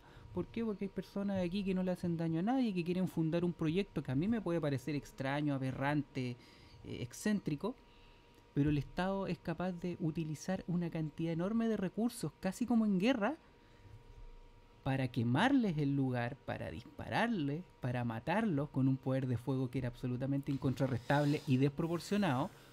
Entonces, la libertad es hasta por ahí nomás, po. O sea, igual Como esto... que el Estado no puede admitir que haya proyectos de vida que sean diferentes, y por otro lado, como en el caso de The Wild, no es capaz de ofrecerle un proyecto de vida a ninguno de estos cabros, que hasta No. las mismas familias los alientan a pararse en la esquina a vender droga. Incluso hay un personaje, ¿te acuerdas que la mamá le dice, tú tienes que ser como tu papá, porque tu papá está preso y tú tienes que tomar el lugar de tu papá, y anda a la esquina, y el cabro no estaba hecho para estar en la esquina, pues no era tan vivo, no era tan malo, no era tan pillo, y la mamá pidiéndole que más o menos mantuviera la herencia familiar de ser La tradición. la tradición de ser un capo de la cuestión. Como en la Edad Media, cuando tu papá es zapatero, tú eres zapatero. Claro, los gremios. Ojo que lo de David Koresh no lo conozco al dedillo, pero tengo entendido que ese weón igual tenía armas dentro de... tenía armas. Sí, pues, porque él respondió al ataque. Sí, ahora, lo que hicieron el FBI, tengo entendido, es que se fueron al chancho los weones. No, es fueron- que fue, si hay una imagen es como si estuvieran en Afganistán. Ahora, la verdadera libertad norteamericana y la verdadera libertad que promueve Estados Unidos es el hecho de la libertad económica. Y es como No, el totalmente. capitalismo salvaje, la no intromisión y la desregulación lo máximo posible de la actividad económica por parte de los capitalistas. Pero bueno, quería hacer esa pequeña mención para que no digan que uno que es como Cast. Oye, y se nos olvidó otra institución, po. Hablamos del puerto, de la policía, de la educación, la política, los gremios. Se nos olvidó la organización que formaban los dueños de las esquinas, Los buenos de las calles. el poder paralelo, que es como el poder paralelo del, del, del, del vampiro, el vampiro de Düsseldorf. Sí, ¿Te acuerdas que el Estado pelea contra los criminales por ver quién pilla primero al vampiro? por supuesto. Bueno, ¿cómo se llama? El Proposition Joe, Sí. que es el tipo gordo que encabeza esta mafia. Que es bueno para la negociación, por eso se llama Proposition Joe. Y claro, él siempre llegaba con una proposición que era una organización que funcionaba súper bien, pues, o sea, tenían un sistema de balance, de contrapesos, de yo te doy esta esquina, tú me das esta otra, mira, no ganís mucho más, ganan lo necesario, y se juntaban en un lugar a comer, a tomar, y organizaban su esquina, como en la ENADE, como en la SOFOFA, y hacían alta política y manejaban conceptos económicos bastante claros. Hasta que llegó este compadre del Marlo, Sí, pues. que no tenía ninguna ética, que no tenía respeto por nada, un nihilista absoluto, y les desordenó la cuestión. Sí. Pero esa era otra institución que creo que aparece en todas las temporadas. En todas las temporadas a ti te muestran en algún capítulo una sesión de la reunión de estos gallos. Creo que hasta levantaban acta, se organizaban, Sí, y esa es otra institución que está ahí, po, que es una institución para la trampa, para delinquir, pero que funciona con las mismas lógicas que las demás instituciones. O sea, sí. con conveniencia, con arreglo, con amistad, porque también entre varios de ellos había amistad, porque eran un poco, como decía el Proposition, él se sentía un poco de la vieja escuela. O sea, él no iba a ir a matarle el hijo a alguien, por ejemplo. Es que era Él un- negociaba. es que es como la SOFOFA. Tenía la SOFOFA, que son estos delincuentes desde muchos años que vienen haciendo negocio y repartiéndose el terreno, porque Proposition Joe funciona en otra parte de la ciudad donde funcionan los Barksdale, y tengo entendido que llegó Marlo y empezó a tomarse la esquina y pico, o sea, no me los paso por... Y ese compadre no es de la SOFOFA, es un empresario que llegó por Claro. fuera, un emprendedor, y no respeta el código de conducta, ¿cachai? Los acuerdos que generan esta concertación de empresarios, que al final de cuentas funciona como un empresariado, y de hecho justamente por eso son más eficientes. Bueno, existen un montón de razones, no tienen burocracia y Y cuando él conoce los a Marlo, pacos. y cuando él conoce a Marlo, Marlo en un principio es reticente a meterse a esta Sí. agrupación, pues, y él lo convence, le dice, es mejor que estés con alguien, juntos somos más fuertes, Es una forma también de dominarlo, de cooptarlo finalmente, claro. para que no se vaya por la libre. Es que la estructura de negocio también, si al final es como, ¿para qué existen los carteles? ¿Para qué nos organizamos para vender papel confort? Para la hueá de los remedios, justamente para que exista, para que todos podamos comer dentro, repartirnos bien este tipo de... el mercado, ¿cachai?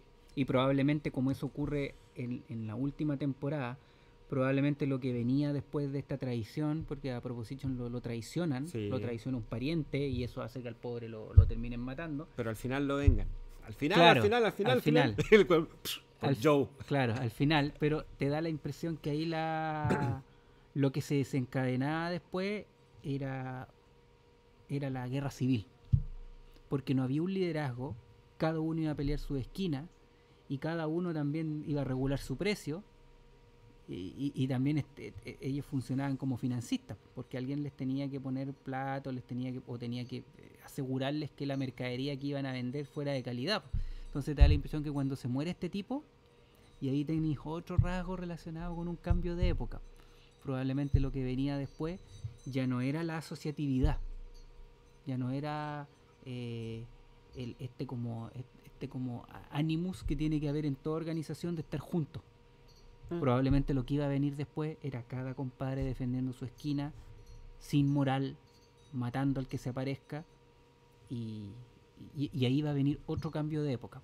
Es que, bueno, como mencionaste a M, el vampiro de Düsseldorf, la película de Fritz Lang, que está el Estado persecutor y que está la delincuencia como sociedad criminal, pero Claro. son supraestados, son estados dentro de un estado, y que de alguna manera funcionan en forma paralela, y a veces uno hace que se persigan a otro, Compiten. pero en general también ocurre que muchas veces el Estado oficial procura de que se mantenga un equilibrio más que nada en esos pequeños estados, ¿cachai? Es decir, un poco lo que hacen los mexicanos con el tema de los narcotraficantes, que hacen como una regulación como para que sea un negocio que no cause tanto... A ver, de alguna manera tratan de evitar de que ocurra el estado de naturaleza también en esos supraestados. Claro. Es que en el fondo lo que ocurre ahí, y también lo hablamos, cuando tú ya asumís la derrota, como lo que le pasa a los colombianos o a los mexicanos, y le puede pasar a cualquier país latinoamericano, cuando tú ya asumís la derrota, lo que te queda es regularla. que ahí pasamos al tema de la adicción. Y bueno, ahí está justamente el chiste con el tema de Ámsterdam, Claro. que el Paco que logra bajar la delincuencia y todo el cuento, lo único que hace es hacer que en una sección de la ciudad el estado de Baltimore deje de funcionar. No persiga a los delincuentes para que los locos vayan, trafiquen ahí, se droguen ahí, y es generar... Y es eficiente, lo logra, disminuye las muertes, disminuye la delincuencia, pero toca un dogma, que es la liberalización de la droga.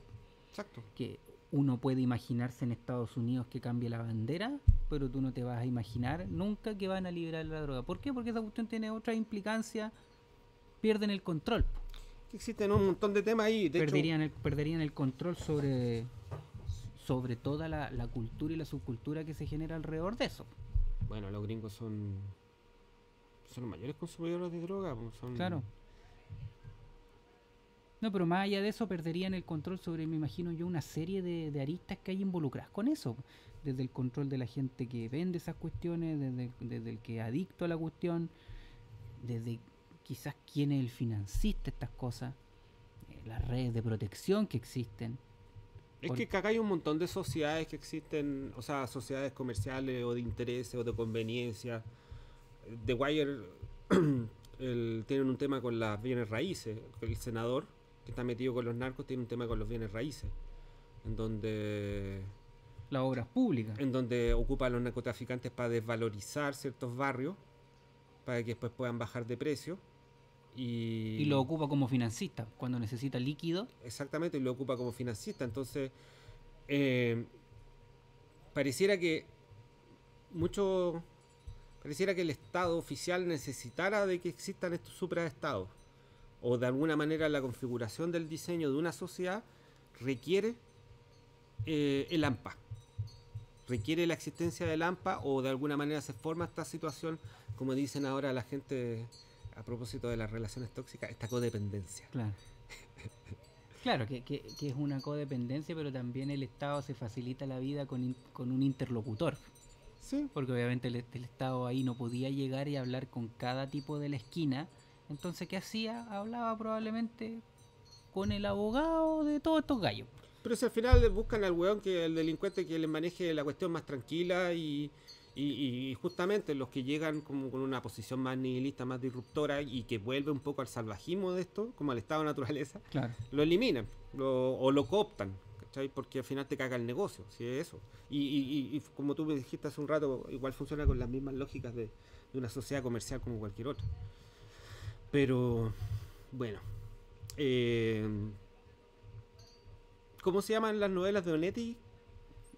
Junta Cadáveres. ¿Ya? El Astillero, que yo creo que son las mejores para empezar, porque Onetti no es un escritor fácil, por las estructuras, por el lenguaje y por ese pesimismo. Sí, no es un tipo muy alegre. No, ese pesimismo lacerante que tiene, pero yo creo que Junta Cadáveres es un buen punto de partida, porque además cuenta un momento mítico en la historia de Santa María, que es el momento en que Larsen funda este prostíbulo de mujeres viejas ya, feas, y por eso se llama Junta Cadáveres.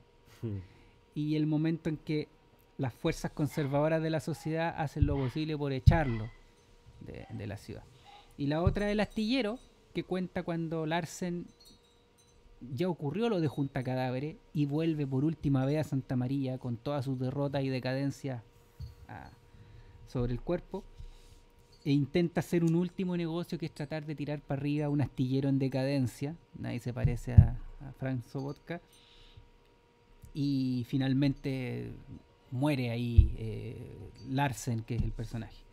Y una vez leí esas novelas, obviamente hay que tirarse con La vida breve, que es la novela en que Onetti plantea el punto de partida de toda la historia. O sea, Onetti cuenta la historia, entre otras, de un tipo que encerrado en su pieza inventa Santa María. Empieza a escribir la historia con un fundador, con personajes, y que ese es el símil de David Simon probablemente y Ed Byrne, sentado creando esta esquina, este lugar, este personaje, esta relación. Entonces, en el fondo ellos es como un demiurgo, o sea, la ciudad existe, pero tú que estás creando un espacio, porque si tú te fijas en The Wire, no aparecen tantos lugares físicos. No. La oficina de policía, La esquina, los blogs, la esquina, el colegio, la prensa, el diario y el puerto. Entonces lo que tú vas creando ahí es lugares y también vas creando una serie de sucesos, porque si bien The Wire tiene 10.000 anécdotas, deben haber 3 o 4 momentos que son como iniciáticos o que son medio míticos dentro de la, sí, de la obra total. Y entonces la labor que hizo, que yo te hablo de La vida breve de Onetti, como creando este mundo, que fue lo que hizo Faulkner cuando creó su mundo, que fue lo que han hecho otros, lo que hizo García Márquez al crear Macondo, creó una realidad y la fue rellenando de personajes, de vínculos, de relaciones, y de repente en alguna novela aparecía una alusión a un determinado personaje, a un determinado momento, porque tú de repente estás viendo The Wire y claro, y te aparece, no sé, oye, sí, ¿te acuerdas cuando mataron a la pareja de Omar? Porque ese momento marcas la historia de este personaje de Omar, po. que le sacan el ojo. Claro, su venganza por la forma en que le matan a la pareja, porque la forma en que le matan a la pareja, Le sacan el ojo, lo dejan en medio de la población para que todos vean. y una tortura total, ¿no? Una cosa tremenda, es para enviarle un mensaje. Entonces, todo lo que ocurre después con él es la venganza. Entonces, ahí hay un momento mítico de la serie, que puede ser ese. También puede haber otro momento mítico. ¿Sabes cuál es el momento mítico? Disculpa que te interrumpa porque después se me puede olvidar. Es cuando este policía, el polaco, Prest, que como policía vale gallampa, pero muy buen profesor, muy apasionado, después se reconvierte y es profesor, que es cuando él va a la comida china y abre una galleta de la suerte y le dice: conocerás a alguien interesante o conocerás a un nuevo amigo. Y dicho, es una tragedia, una muerte anunciada esa weá, literalmente, porque después por accidente se pitea a alguien y Claro. caga su carrera policial. Por segunda vez. Sí, Era la segunda vez que mataba a alguien por error. sí. Y eso ahí- cuando ahí- fue un llamado, cuando el gallo dijo: ya, esto no es para mí, por más que tuviera la protección Del papá, del tío, del suegro, del suegro. que era uno de los pacos que está arriba. Y Entonces ahí yo creo que esa- hay una creación de más arriba. la serie es súper realista. Como que todo lo que pasa es real, ¿cachai? Como que no tiene esos artificios que son muy utilizados en las narrativas como para que, no sé, por ejemplo... No hay, po. No Por hay ejemplo, ninguno. los autos, ¿cachai? En las películas los autos nunca le echan llave, ¿cachai? En las películas antiguas. Nunca le echan llave para que los personajes puedan abrir las puertas y subirse arriba del auto o bajarse, ¿cachai? Para que exista mayor dinamismo. A ese tipo de cosas como que acá están absolutamente como respetadas en cuanto a la veracidad. Pero hay un aspecto lírico, una licencia poética, por decirlo de alguna manera, que es este tema de la galleta china, que a este Paco le sale este mensaje y después, tras cartón, se pitea un hueón, que es muy onírico, muy mítico, ¿cachai? Muy de tragedia griega. Bueno, el otro momento de ensoñación notable es el capítulo final y los últimos 2-3 minutos de la serie, donde McNulty va manejando, creo que tiene que salir del estado porque tiene que ir a dejar a uno de estos vagabundos que está utilizando para inventar su asesino en serie, para Sí. traer más recursos a su unidad. Y el tipo empieza a tener un momento de ensoñación y de reconstruir momentos. Pero él no empieza a imaginar situaciones, o sea, no se empieza a acordar de cuando metió preso a alguien o cuando se enganchó con la colorina que termina después. La Sí, fiscal. Ah, no, la vaca del puerto. claro, la que era como naval. Él empieza, la serie empieza a mostrar lugares. Por eso yo llego a la conclusión de que el personaje fundamental acá es la ciudad. Más que la ciudad, el espacio mítico, geográfico creado por los autores para meter su ficción adentro. Porque el tipo empieza a recordar lugares. Entendida como novela, como Claro. la gran narrativa que es la serie. Claro, y que si bien tiene una coherencia y es omnicomprensiva, da la impresión que cada temporada es una novela diferente. Por más que tú puedas establecer vínculos y en algunas partes se hable de cosas que ocurrieron antes, pareciera que son situaciones, que son novelas que pudieron haberse escrito incluso en momentos cronológicos distintos. Puede ser como y tú podés quedar pillo con algún hecho porque dices, pero ¿cuándo pasó esto? Pero a lo mejor 2 años después sale la próxima novela. Aquí está. Sí, es que ahí volvemos a lo que te mencionaba un poco de la división temática que hace Bolaño en 2666. Que también, de hecho, este weón quería, bueno, también para sacarle más lucas a la gente, pero quería sacarlo como un libro independiente cada uno, cada sección, la de los escritores, la de los críticos. Es que eso era porque Bolaño sabía que se podía morir, sí, y quería dejarle más plata a los hijos. Pero también funcionan como volúmenes independientes, claro. ¿Cachai? Ahora, tú mencionáis de que Onetti cierra un poco esta historia con un hueón escribiendo o imaginando esta Santa María de los... Parte en realidad. Lo que pasa es que no es, a mi juicio no es recomendable partir leyendo esa novela porque es mucho más compleja y... ¿Cuál novela? La vida breve. Ya. Porque si vas a entrar un escritor que es complejo, es mejor entrar con las novelas que son más legibles como Junta Cadáveres o El Astillero. Aunque leyendo El Astillero termines de leer la novela y ya se murió el personaje principal.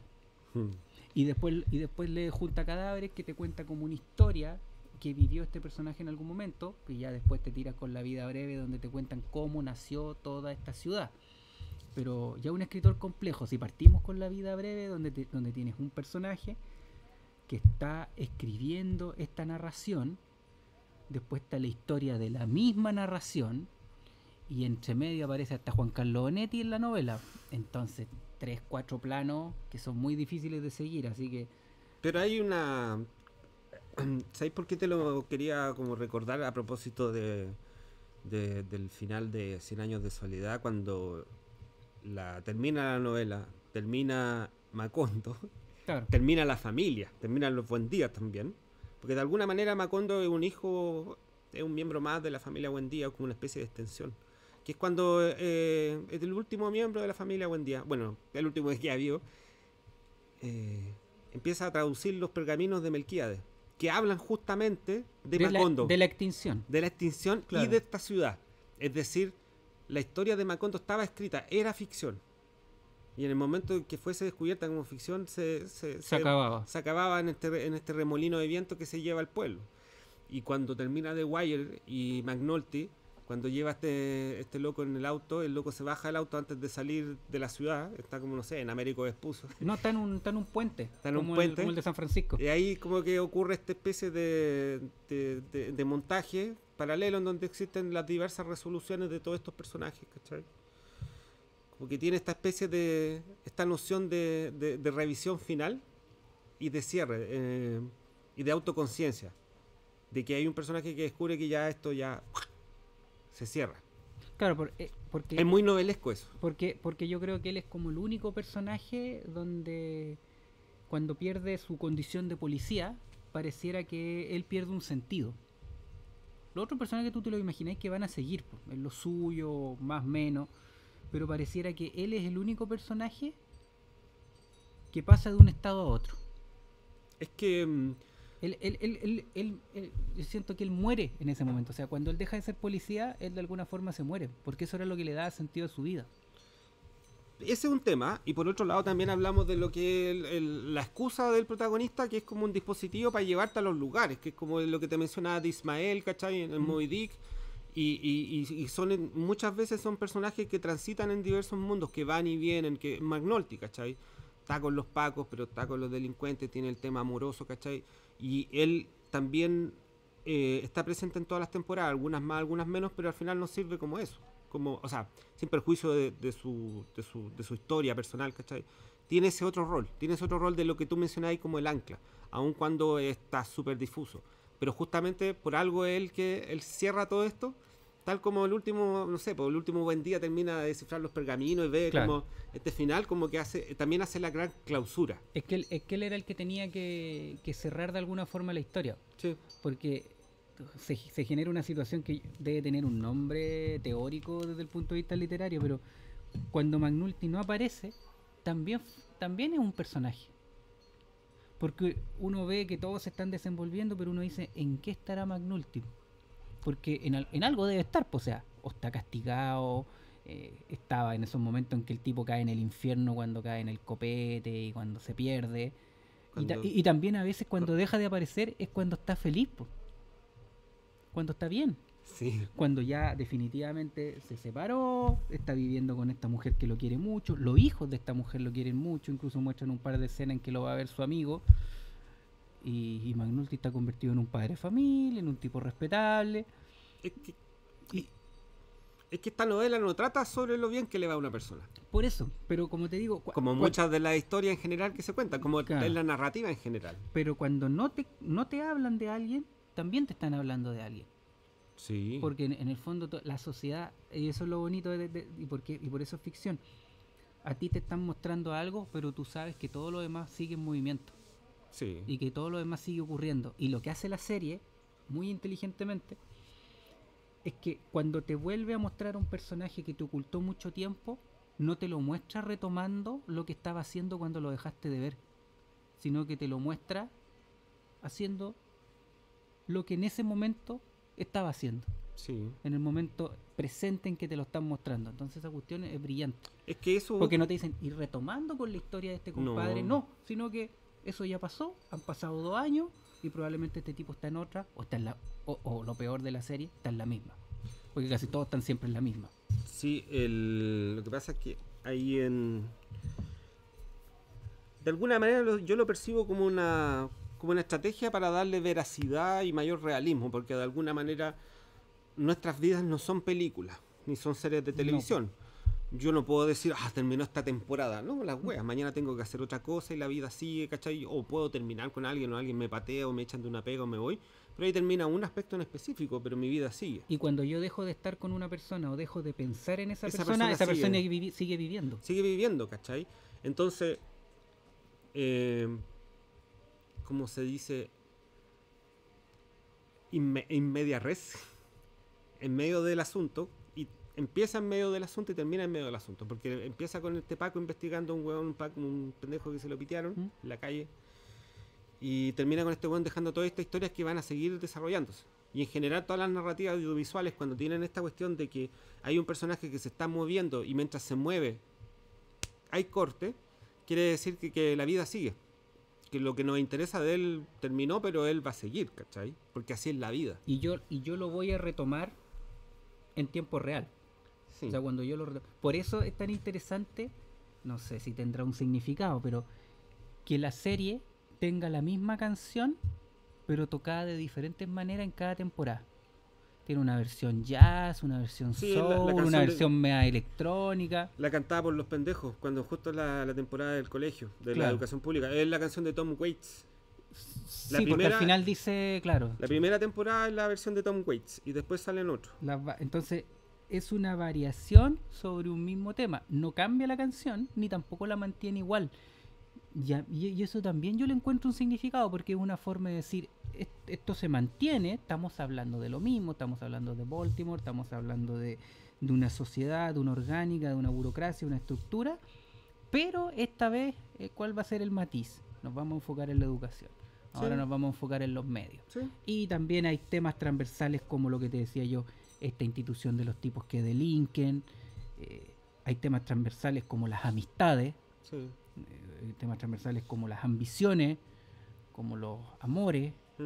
Y hay temas que se van vinculando, pero a mí me parece muy significativo que tú hayas elegido una misma canción tocada de distintas maneras. Es como decirte, mira, te vamos a seguir hablando de lo mismo, porque te vamos a seguir hablando de lo mismo, pero de diferentes perspectivas. Es otro prisma, te prisma. Te damos vuelta el símbolo. Sí, generalmente tienen una razón de ser ese tipo de decisiones y me parecen... No, sí, bueno, por algo llevamos tanto rato hablando de esta serie. Oye, sí, de verdad que da para mucho y probablemente uno prepara ciertas cosas que decir y al final uno se termina yendo a...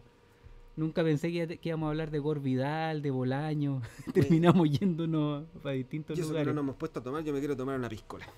Sí, pero no es bueno tomársela antes de hablar de estas cosas. No, así que vamos a cerrar esto y eso...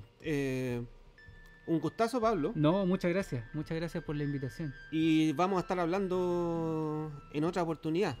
Tenemos un par de temas para tratar. Siempre hay temas, así que eso. Y ustedes muchas gracias por escuchar, si es que llegaron a este minutaje.